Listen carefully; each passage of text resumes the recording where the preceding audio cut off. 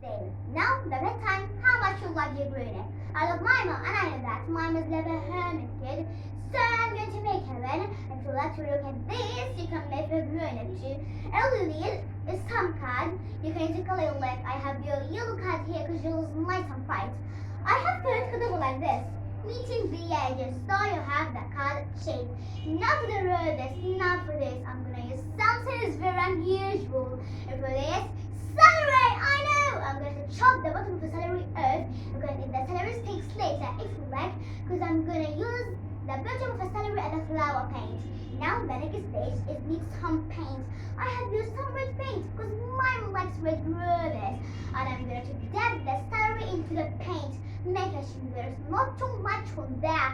And then dab it on the card.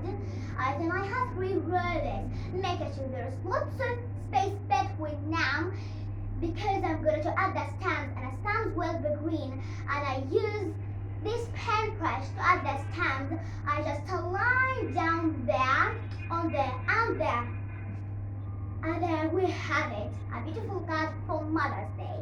The next stage is wait for the paint to dry, and you can write a lovely message inside, or you can write your name and a date case and your mother or your grown-up love it.